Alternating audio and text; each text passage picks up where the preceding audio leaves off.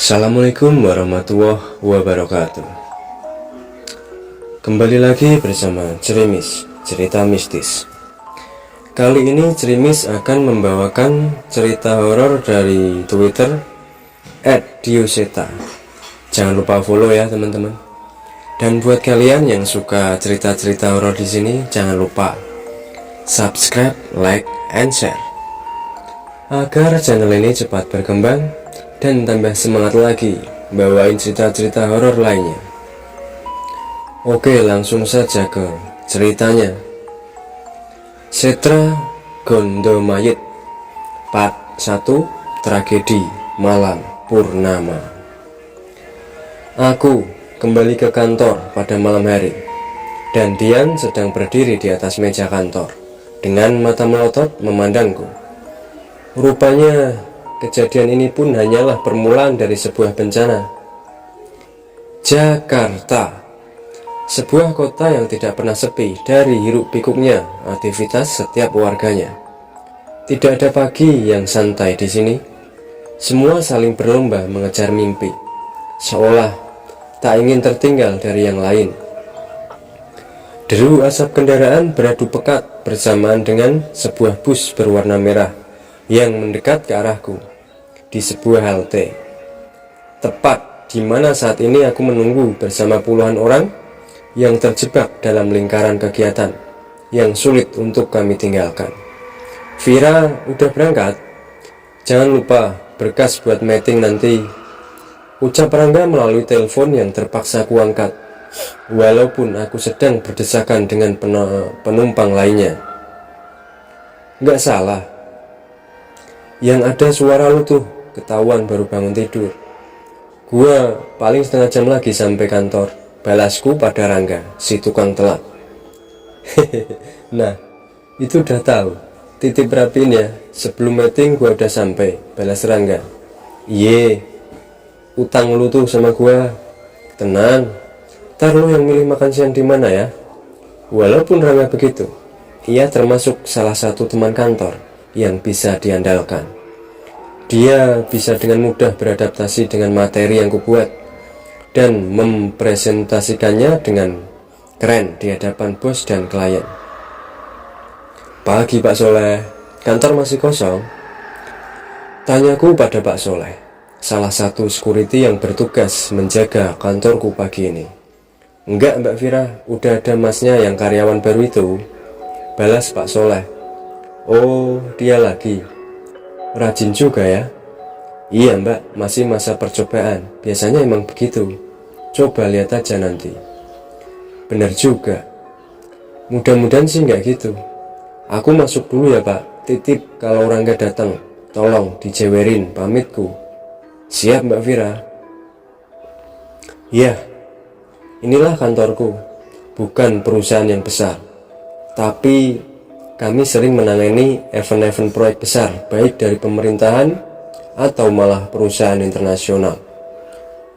Kantor ini sudah ada cukup lama, bahkan sebelum sebutan event organizer dikenal oleh masyarakat luas.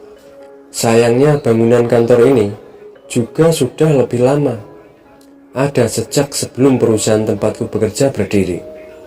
Aku memasuki ruang kantor. Terlihat seorang karyawan sedang sibuk memelototi layar komputernya. Sepertinya ia sedang memeriksa hasil kerjanya. Pagi mas, pagi mbak, balasnya singkat sambil melemparkan senyumnya. Untuk sekelas karyawan baru, sepertinya anak itu sudah cukup mandiri untuk mengerjakan pekerjaannya. Aku tidak terlalu lama memperhatikannya dan mempersiapkan perlengkapan kerjaku dan membuat segelas kopi panas untuk menemaniku mengecek materi meeting nanti. Tanpa sadar, satu persatu karyawan mulai datang memenuhi ruangan. Vira, katanya semalam kejadian lagi, ujar seorang karyawan perempuan yang duduk di sebelahku. Diana, aku lebih senang memanggilnya Dian, salah seorang teman sedivisiku.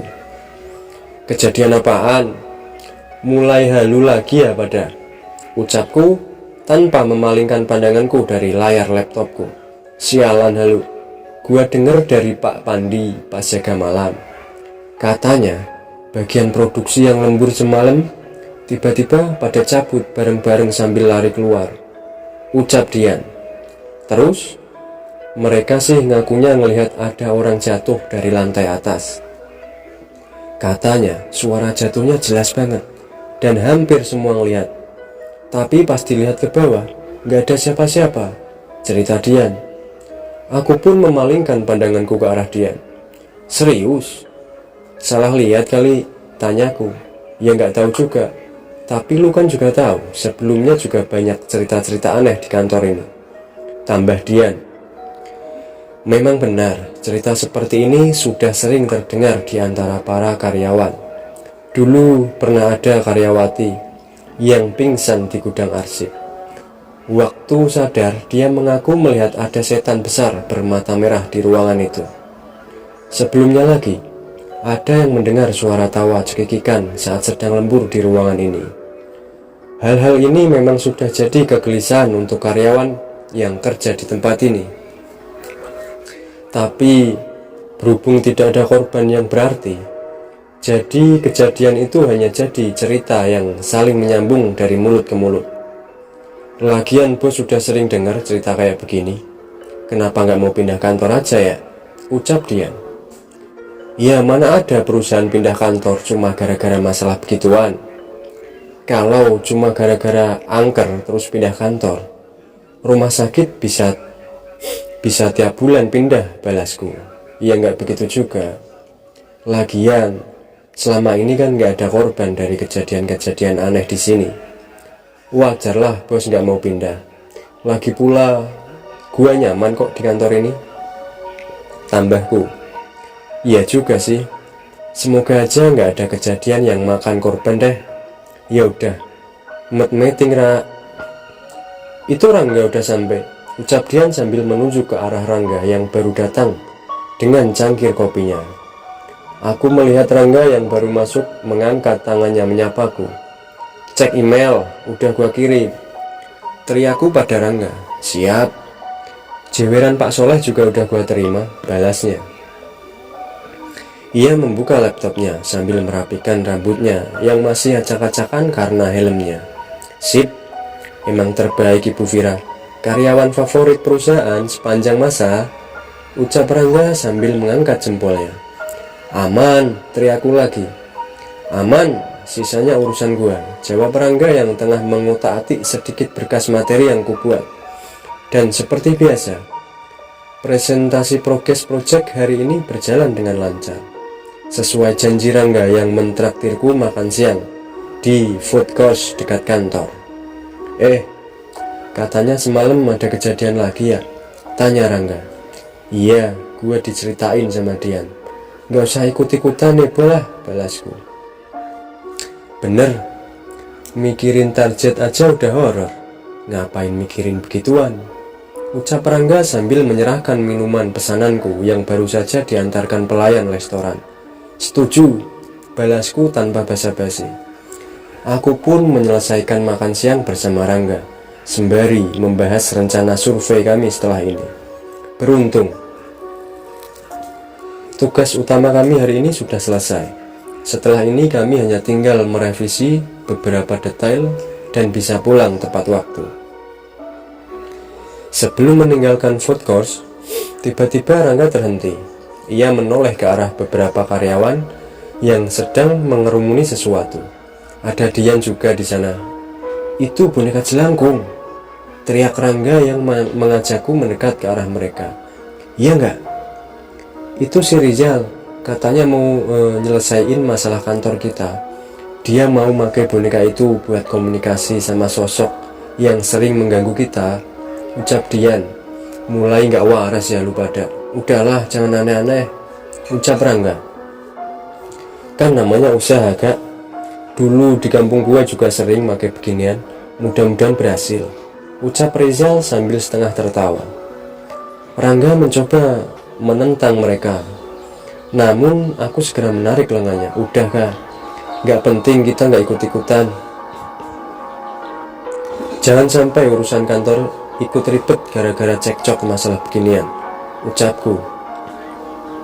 Rangga pun setuju denganku. Kami segera meninggalkan Rizal yang masih memamerkan jelangkung buatannya di depan karyawan lain. Saat hari sudah mulai sore, biasanya kantor sudah mulai santai, apalagi biasanya bos-bos melanjutkan pekerjaan di luar dan tidak kembali ke kantor setelah jam makan siang. Biasa saat sudah mulai santai, aku menghabiskan waktu dengan menikmati secangkir kopi sambil membaca berita-berita di situs digital. Benar kan? Kalau maunya udah dipenuhin, mereka pasti nggak bakal ganggu lagi. Terdengar suara Rizal dan beberapa karyawan yang baru saja masuk. Sumpah Zal, gua merinding waktu itu. Boneka gerak sendiri. Tambah salah satu karyawan yang mengikutinya. Kalau bikin beginian lagi, jangan ngajak-ngajak gua lagi. Masih gemeter badan gua. Tambah Dian yang wajahnya mulai terlihat pucat. Ia pun berjalan dan kembali duduk di sebelahku, sementara Rizal dan yang lain terlihat menertawakan Dian. Udah, beres, ucapku dengan nada yang sedikit meledek. Gak tahu Rak, gua ngerasa aneh aja, padahal tadi udah beres. Tambah Dian. Aku menoleh ke arah wajahnya, jelas terlihat bahwa ia merasa syok. Wajahnya pun terlihat sedikit pucat. Aku menduga ia baru pertama kali melihat ritual seperti itu secara langsung. Makanya, lain kali jangan aneh-aneh, pucat tuh muka lu, balasku. Dian mengambil cermin dan mengecek wajahnya. Sepertinya ia terlihat sadar akan penampilannya yang berubah dengan wajahnya yang syok. Ia pun mencari cara untuk menenangkan dirinya, mulai dari membuat teh panas hingga beberapa kali mencuci wajahnya. Tepat pukul 5 sore, beberapa karyawan mulai meninggalkan ruangan satu persatu. Aku pun bersiap untuk pulang. Namun, seperti biasa, sambil menunggu lalu lintas sepi, aku menghabiskan waktu di food court sambil mencari makan, agar aku tidak repot mencari makan lagi saat kembali ke kos. Ke food court lagi yuk, tanya Rangga. Iya, jalanan masih rame, mending gua ngabisin waktu di food court daripada di jalan, balasku. Ntar gua susul, gua juga masih mau discus sama Denny. Belum puas tadi, ucap Rangga.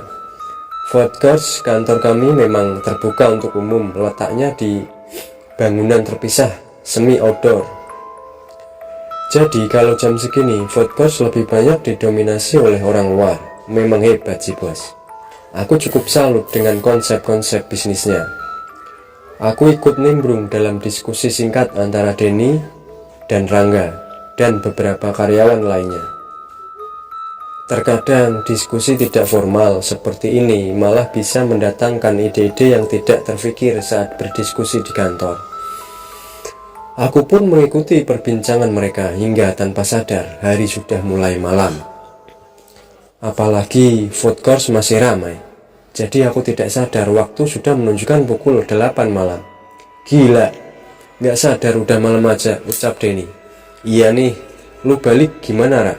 Gua anterin aja gimana? Tanya Rangga. Ya elah, rumah lu di ujung barat, gua di ujung timur. Gaya-gayaan pakai nawarin nganterin segala. Santai aja, bis gua sampai jam 10 kok, balasku. Aku tidak khawatir karena sebenarnya aku memang sering pulang jam segini sambil menunggu jalan sepi. Lagi pula, apalagi yang mau aku lakukan di kos malam-malam sendirian? Nah, bener, gua emang cuma basa-basi kok. Bisa keram patat gua kalau nganterin dulu lu, balas Rangga. Sialan lu. Kami pun meninggalkan food court dan kembali ke arah kantor untuk mengambil tas yang kami titipkan ke security untuk segera pulang. Itu bukannya motor Dian? Dia belum pulang? Tanya Denny. Iya, tumben-tumbenan dia belum pulang. Biasa paling tenggo dia, ucapku. Pak, Dian masih di atas? Tanyaku pada Pak Pandi, security saat ini berjaga di shift malam. Harusnya sih sudah pulang mbak, lampu di atas juga sudah mati kok, ucap Pak Pandi. tapi motornya masih di parkiran, Pak, tanya Rangga saat itu. Aku teringat wajah Pucadian saat tadi sore. Gua cek ke atas lagi deh, ucapku. Melihatku naik ke atas sendirian, Pak Pandi mengambil senter dan menyusulku, seolah tidak mau sekedar menunggu. Rangga dan Denny pun ikut naik ke atas. Sudah mati semua mbak lampunya, gak mungkin masih ada yang di kantor, ucap Pak Pandi. Memang benar juga ucapan Pak Pandi, tapi entah mengapa aku merasakan ada sesuatu yang mengganjal di pikiranku. Shh, dengar suara nggak? Ucap Denny. Aku menajamkan pendengaranku, mencoba memahami maksud Denny. Dan benar, ada suara seorang yang menggumam seolah menyanyikan sebuah irama. Suaranya dari dalam ruang kantor, ucap Rangga. Pintu ruang kantor adalah pintu kaca dengan 2 daun pintu yang dilapisi kaca film. Dari luar hanya terlihat kegelapan di sana. Sialnya, saklar lampu ada di dalam ruangan. Pak Pandi yang juga mendengar suara itu juga penasaran. Ia mendekat ke arah pintu dan mengecek, menempelkan senternya ke pintu dan mengecek ke arah dalam. Aku ikut mengintip, mengikuti arah cahaya senter yang diarahkan Pak Pandi. Suara itu semakin jelas setiap kami mendekat. Kami tidak menemukan sosok asal suara itu sampai akhirnya senter Pak Pandi melintas ke sebuah sosok yang terlihat berdiri di atas meja. Pak, itu, ucapku panik. Seseorang berdiri terpaku di atas meja di tengah kegelapan. Entah apa yang ia lakukan. Cahaya senter yang disorot dari luar tidak bisa membuatku melihat dengan jelas apa yang ia lakukan. Yang jelas, kali ini aku benar-benar merasakan hal aneh yang membuatku merinding. Apaan, Rak? Tanya Rangga. Ada orang berdiri di atas meja, Gak tahu ngapain gua, Kak, jawabku. Denny berinisiatif menyalakan lampu lorong, sementara Pak Pandi membuka ruang kantor. Cahaya dari lampu lorong remang-remang menerangi ruang kantor dan menunjukkan dengan jelas sosok itu. Sosok itu menggumam dengan berirama di tengah kegelapan. Kami berjalan berhati-hati mencari tahu siapa sosok itu. Sementara Pak Pandi mencari arah saklar. Diam! Aku mencoba menebak sosok itu. Pak Pandi mencoba membantu menerangi sosok itu dengan senter. Dan benar, itu Dian. Bukannya menjawab panggilanku, ia malah menatap kami dan tersenyum. Tersenyumnya itu lebar dengan memamerkan gigi-giginya dengan mata yang melotot. Dian, lu ngapain? Rangga mencoba memastikan lagi. Sementara itu, terdengar suara saklar lampu yang ditekan oleh Pak Pandi.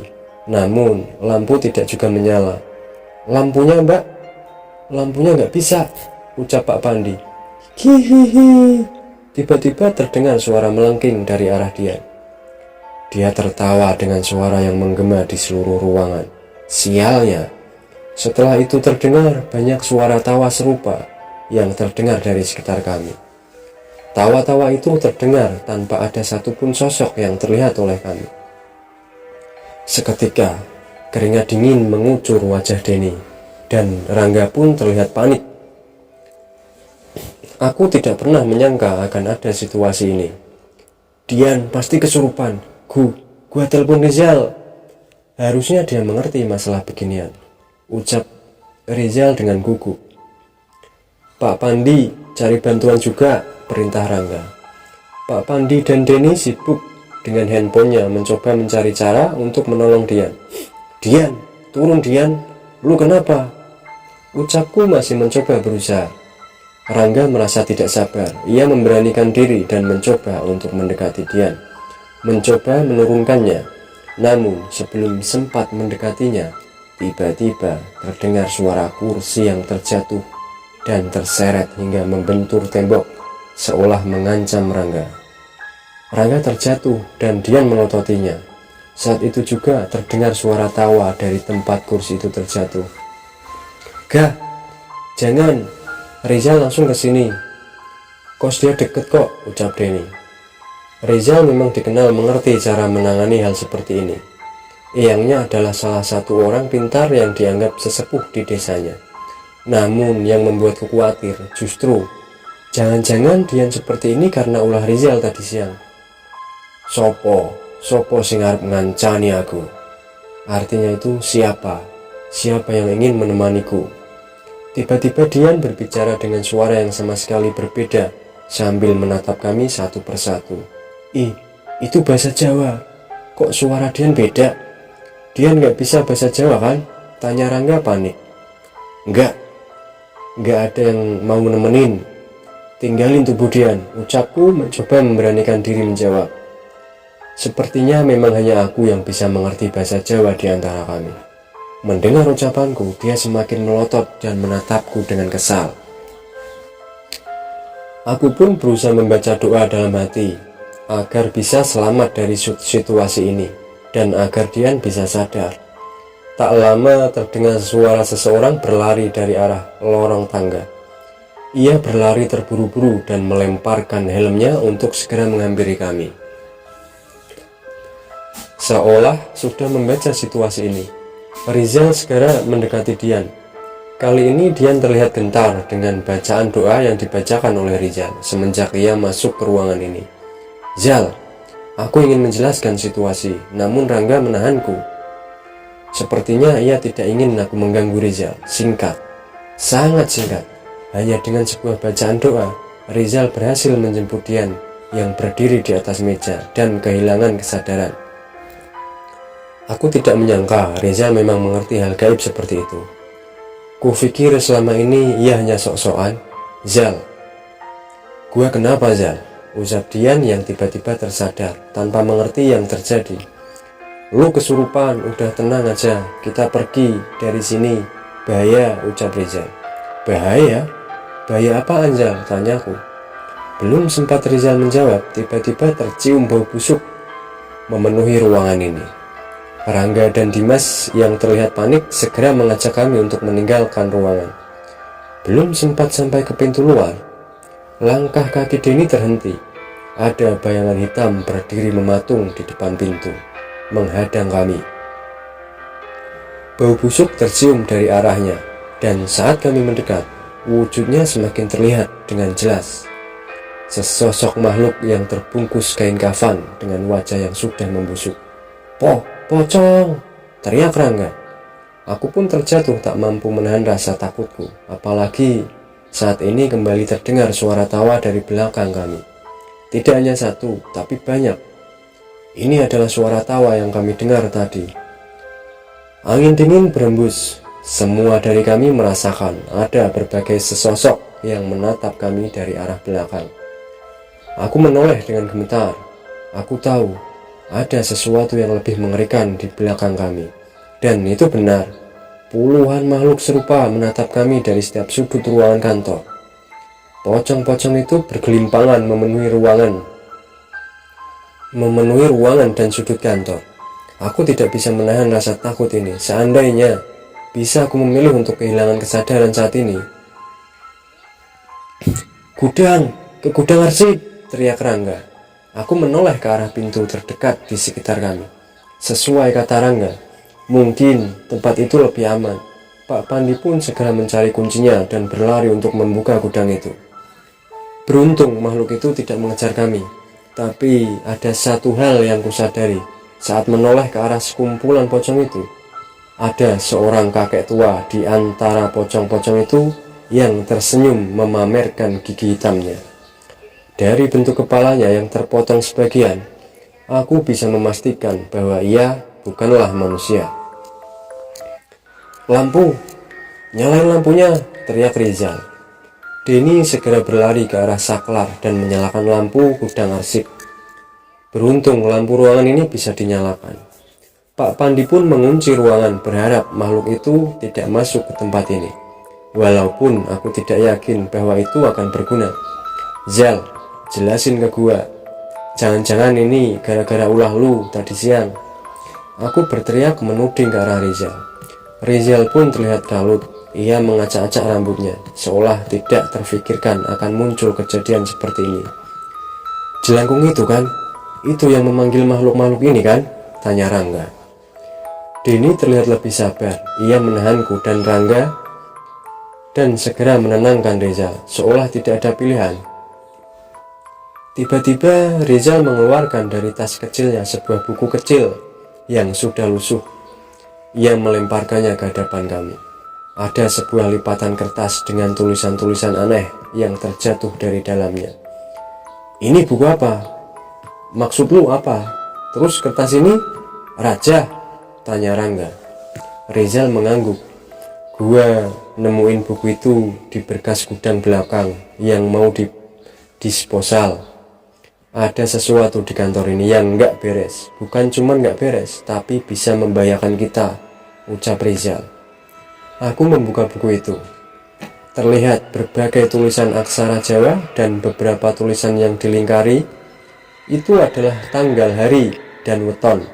Di halaman sebaliknya ada beberapa gambar yang dilukis dengan tinta yang berwarna menyerupai darah. Gua udah nunjukin itu ke bos. Kemungkinan ada sosok di bangunan ini yang menunggu kemunculan orang dengan weton seperti yang tertulis di buku itu, tambah Rizal. Buat apa? Aku masih bingung dengan maksud Rizal. Rizal menghela napas, seolah terpaksa mengatakan apa yang selama ini ia sembunyikan. Tumbal. Seketika kami semua bergidik mendengar jawaban Rizal. Terus maksud permainan jelangkung lu tadi siang apaan? Gak mungkin gak ada hubungannya dengan ini. Dian langsung pucet pas tadi balik, ucap Rangga yang masih belum sepenuhnya percaya. Itu jelangkung bohongan. Gua make jelangkung itu semua cuman buat iseng nanyain tanggal lahir dan menghitung weton anak-anak kantor. Kalau memang ada yang sesuai, gua bisa minta tolong Mbah di kampung buat bertindak. Sialnya, gue gak sadar si Dian ngeliat apaan sampai bisa pucat kayak tadi. Balasnya. Jawaban yang sama sekali tidak kusangka. Ternyata sedari tadi kami sudah menuduh hal yang tidak baik kepada Rizal. Tadi selain aku ada 3 orang lagi. Mereka jalan ke atas. Pas gue merhatiin mereka, tiba-tiba gue gak sadar, ucap Dian yang terlihat mulai mendapatkan kesadarannya kembali. Rizal menggebrak lemari arsip. Ia terlihat panik. Pak Pandi terlihat diam saja. Entah mengapa ia terlihat tidak kaget dengan cerita dari Rizal. Maaf mas, sebenarnya ada 1 orang lagi yang cerita hal serupa ke saya. Tapi saya memang tidak menganggapnya serius. Saya nggak menyangka ternyata ucapnya benar, ucap Pak Pandi. Siapa pak? Saya belum pernah nunjukin buku ini ke siapapun selain bos, ucap Rizal. Seharusnya sebentar lagi dia sampai. Saya sudah menghubungi dia juga tadi, jelas Pak Pandi. Aku penasaran dengan orang yang dimaksud dengan Pak Pandi. Namun, aku lebih cemas dengan apa yang akan terjadi kepada kami. Sesekali aku mencoba mendekat ke pintu, bermaksud untuk mengintip, namun bau busuk masih tercium olehku yang menandakan makhluk itu masih berada di luar. Terdengar suara langkah kaki bersama dengan alunan doa-doa mendekat. Entah mengapa sepertinya aku merasa mengenal suara yang melantunkan doa-doa itu. Tak lama setelahnya, terdengar suara ketukan di pintu gudang tempat kami sekarang. Pak? Tanyaku ragu. Gak apa-apa mbak, itu dia, ucap Pak Pandi. Pak Pandi pun memutar kunci ruangan dan membuka pintu. Seseorang terlihat masuk dengan tenang, seolah tidak ada apapun di luar.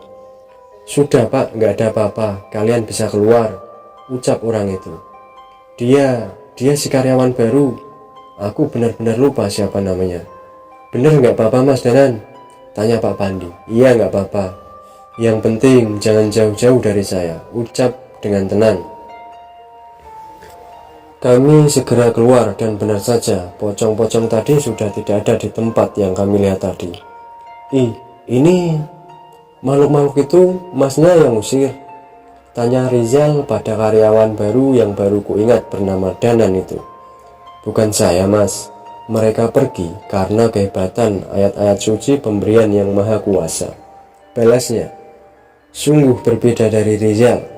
Orang ini begitu tenang dan sangat terlihat rendah hati. Ayo mas Rangga, cepat keluar, Ada alasan kenapa makhluk-makhluk tadi tidak berani masuk ke gudang arsip, ucap Danan pada Rangga yang masih tertinggal di dalam. Apa itu mas? Tanya Pak Pandi. Gudang ini sudah ada penguasanya. Biasanya dia muncul sekitar jam 11 malam, ucap Danan.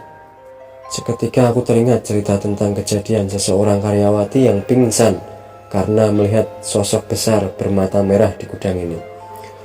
Rangga pun mulai terlihat merasa aneh. Ia buru-buru keluar setelah menoleh ke belakang.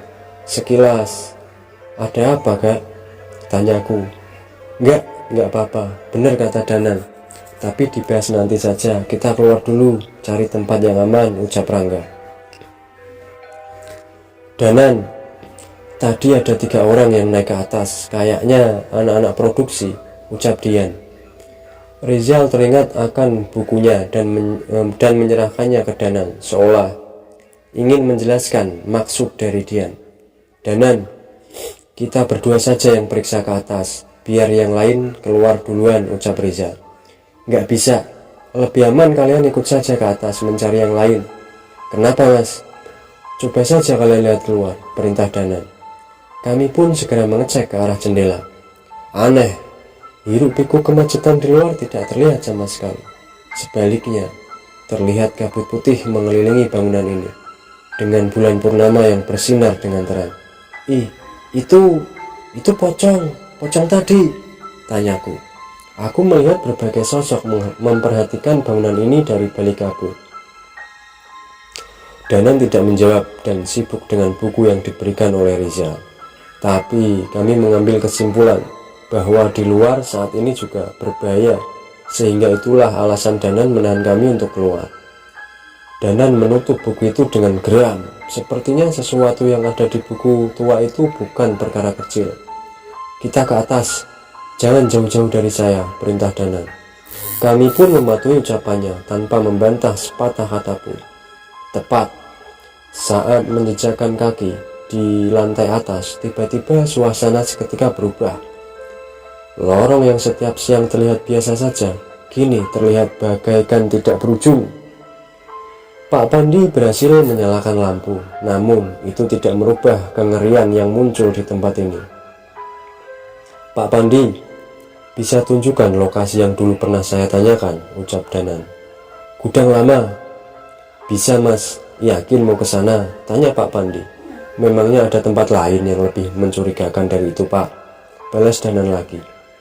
Pak Pandi menggeleng. Enggak mas, tempat itu yang paling jarang dikunjungi semenjak sudah ada gudang di bawah. Kami pun mencoba mengerti apa yang dia bicarakan oleh mereka berdua. Dari situ kami mengambil kesimpulan bahwa sebelumnya mereka memang sudah sering berkomunikasi.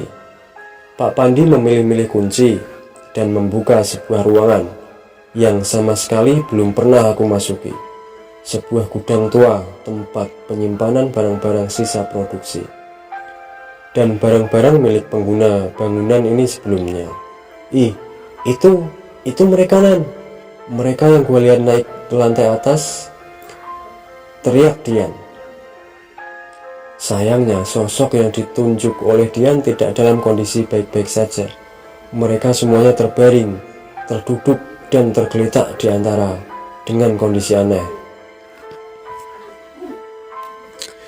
Matanya melotot dengan mulut yang terus terbuka dan beberapa kali mengejang.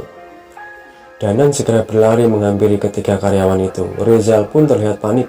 Sepertinya walaupun ia mengetahui tentang hal gaib, ia tidak pernah menangani kejadian seperti ini. Berak!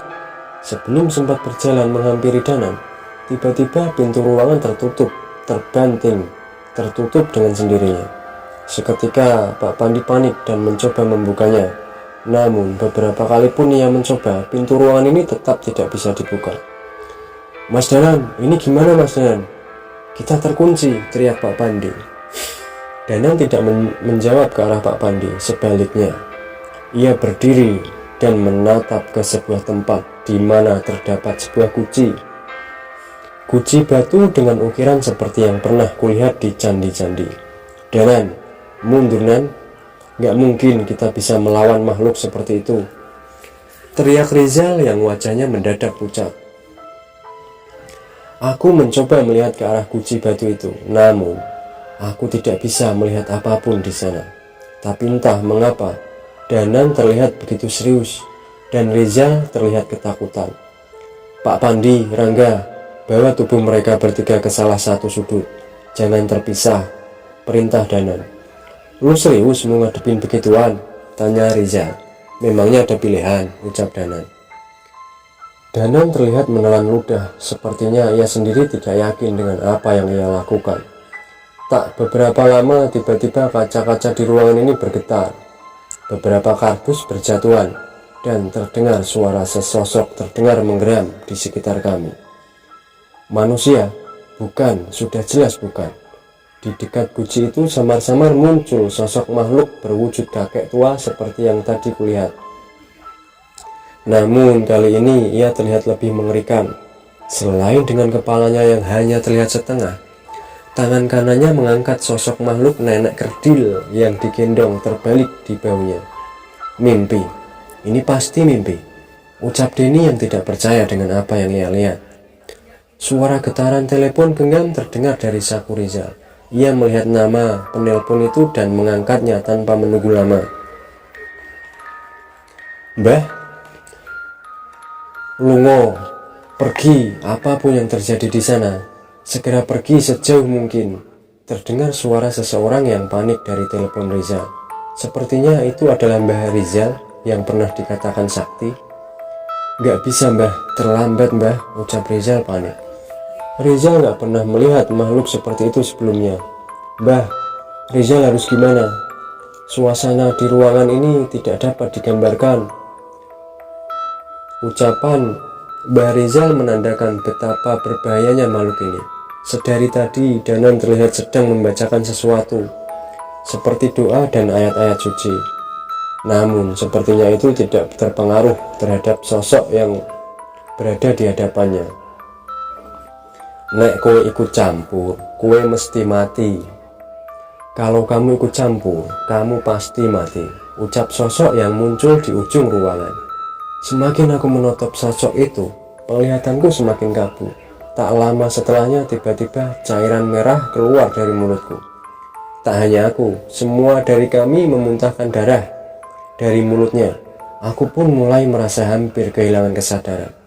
Danan yang melihat hal ini tak ingin menunggu lama lagi. Ia membacakan sebuah ajian dan melakukan sebuah gerakan pukulan.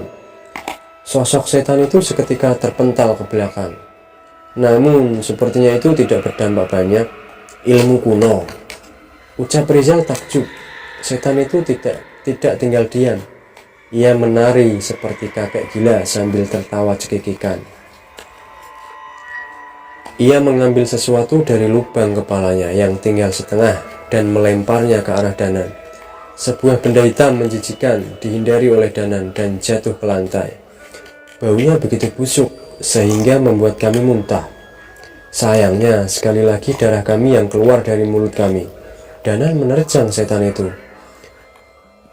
dan berusaha menahan. Hal serupa seperti yang setan itu lakukan tadi. Ia membaca berbagai macam doa di setiap pukulan yang didaratkan ke arah setan itu. Hebatnya, setan itu malah terus menari, menghindari serangan Danan. Pertarungan pun semakin sengit. Sementara Danan berusaha mengalahkan setan itu, kami berusaha mempertahankan kesadaran kami. Rizal tak henti-hentinya membaca doa yang kurasa untuk melindungi kami dan menjauhkan kami dari sosok lain yang mencoba mendekat. Rizal serius membaca telepon genggamnya. Sepertinya sebuah pesan panjang dikirimkan oleh seseorang kepadanya. Danan, kita harus pergi. Dia bukan setan biasa. Dia akan lebih mengerikan saat tengah malam nanti, ucap Rizal. Apa maksudnya? Tanya Danan heran sembari terus mencoba menyerang setan itu. Mbahku, dia menerawang dari desa. Ada sosok-sosok yang bangkit di berbagai sudut pulau Jawa. Dia salah satunya. Dia siapa? Danan semakin bingung mendengar ucapan Rizal. Kata Mbah, mereka setan-setan yang sudah ada sebelum zaman manusia mengenal peradaban. Sosok penghuni kerajaan Dedemit di Setra Gondomait. Mendengar ucapan Rizal, Danan pun terhenti. Ia menoleh ke arah Rizal. "Setra Gondomait? Mbahmu tahu tentang ini?" tanya Danan. "Gue nggak tahu, Nan.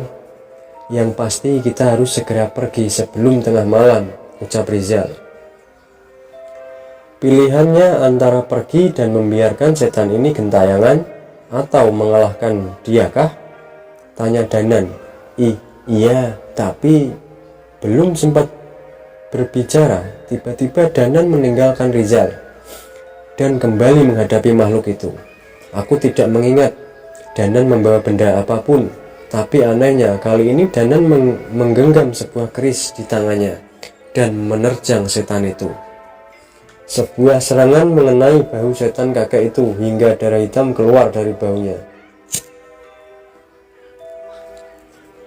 Sayangnya, setan itu masih cukup lincah. Ia mengambil tusuk konde dari sosok nenek kerdil yang tak pernah lepas dari tangannya itu dan melemparkannya ke arah Danan. Danan berhasil menghindar, tapi tiba-tiba ia terjatuh dengan darah yang mengucur dari punggungnya. Entah apa yang terjadi, tapi tiba-tiba tusuk konde itu sudah menancap di punggung Danan. Ia terjatuh lemah, sepertinya sulit baginya untuk kembali berdiri. Wis rampung, mati gue kabeh. Sudah selesai, mati kalian semua, teriak setan itu seraya menyerang Danan dengan kuku-kukunya yang tajam. Namun kali ini ialah yang terhenti. Sosok nenek kerdil di tangan setan itu memuntahkan darah. Ada sesuatu yang melukai punggungnya. "Gila, ini bukan pertarungan manusia normal," ucap Rizal. "Apa, Zal? Apa yang terjadi?" tanyaku. "Sebelumnya aku nggak percaya ilmu Rogo Sukmo benar-benar ada," ucap Rizal. Aku sama sekali tidak mengerti apa yang dimaksud olehnya. Tapi dari senyum kecil Rizal, sepertinya rasa takjubnya adalah hal baik. Danan melepaskan rohnya dan menusuk tubuh nenek kerdil itu dari belakang. Jelas Rizal, sebenarnya kami ingin tidak percaya dengan ucapannya, namun apa yang terjadi pada kami saat ini benar-benar tidak terbantahkan. "Nyai!" teriak setan kakek itu. "Kurang ajar, bocah kurang ajar!" Danan pun kembali berusaha berdiri seolah ia telah mendapatkan kesadarannya kembali. Sekali lagi ia menggenggam keris di tangannya. Namun sebelum ia sempat bergerak, tiba-tiba asap hitam berkumpul di dekat setan kakek itu. "Akan kumakan sedikit demi sedikit sukma kalian. Akan kupisahkan tubuh kalian beratus-ratus bagian. Kalian tidak akan mati dengan tenang saat aku sudah mendapatkan kembali kekuatanku." Makhluk itu pun menghilang di balik asap hitam miliknya. Kami semua terdiam sejenak sampai akhirnya menyimpulkan bahwa Danan memenangkan pertarungan ini. "Danan, lukamu?" teriak Rizal yang segera membantunya. Jangan langsung dicabut. Baca amalan putih dan tutup aura hitam di sekitar luka dulu." "Tahan, Danan. Aku tidak mengerti perbincangan mereka, namun sepertinya Rizal mengerti perintah Danan." Suara teriakan Danan terdengar bersama dengan tercabutnya benda berupa tusuk konde yang sebelumnya menusuk di punggung Danan. "Pak Pandi, cek keluar, apa kabutnya masih ada?" perintah Danan. Pak Pandi pun mengecek ke arah luar dan ia menarik napas lega. "Sudah aman, Mas. Berarti kita bisa pergi?" tanya Pak Pandi. "Tapi Danan, mereka bertiga gimana? Mereka tidak kembali pulih?" tanya Rangga. Danan kembali mendekat ke arah 3 korban yang kami temui. Ia hanya membacakan doa dan menghela napas. "Sukma mereka sudah terlanjur diambil. Panggil ambulan, pertahankan tubuh mereka. Akan saya cari cara buat nolong mereka," ucap Danan. Rizal masih menatap Danan dengan takjub. "Nan, lu itu sebenarnya siapa sih?" tanya Rizal. "Pertanyaan yang sama dengan yang mau kutanyakan ke Mbahmu, Zal. Bisa tolong kamu temuin aku sama dia? Sepertinya sosok setan ini bukan satu-satunya yang bangkit malam ini," ucap Danan. Rizal pun mengangguk mengiyakan. "Aku butuh tahu lebih banyak tentang yang dimaksud Mbahmu itu." tentang kerajaan Demit di Setra Gondomayit. Buku tua yang kamu temukan ini sepertinya berhubungan dengan hal itu. Malam ini terasa begitu panjang. Suara mobil ambulan terdengar cukup lama saat mengangkat tubuh ketiga karyawan yang kondisinya sangat mengenaskan. Seperti yang kami duga, dokter tidak bisa mendeteksi masalah apa yang terjadi dengan 3 orang itu. Danan tidak terhenti membuka buku kuno yang ditemukan oleh Rizal. 2 orang itu terlihat mulai akrab, entah apa yang mereka bicarakan, namun yang ku tahu pasti apa yang dia bicarakan oleh mereka berdua pasti benar-benar di luar nalar yang bisa ku terima. Setra Gondomayit, pusaka kerajaan Demit. Saat mendengarnya, aku seperti menyaksikan sebuah film laga yang tidak pernah kubayangkan akan terjadi di dunia nyata. Namun, kejadian tadi benar-benar sudah merubah pandanganku. Aku melihat kartu absen yang ada di dekat tempatku duduk beristirahat di pos Pak Pandi. Danan Jaya Sambara, sebuah nama dari seseorang yang terlihat sangat biasa. Namun di balik kerendahan hatinya, ia menyimpan tanggung jawab yang sama sekali tidak bisa aku bayangkan. Sekali lagi aku membalik kartu absennya. Hampir tidak ada satupun keterlambatan di absennya.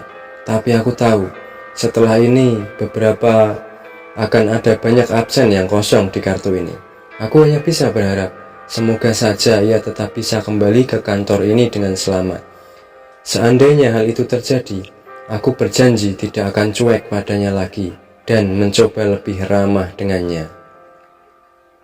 Part 1 bersambung ya teman-teman. Buat kalian yang suka dengan cerita horor di sini, jangan lupa bunyikan tombol loncengnya agar dapat pemberitahuan di part selanjutnya. Oke, makasih buat kalian yang sudah main di channel ini dan makasih atas supportnya. Assalamualaikum warahmatullahi wabarakatuh.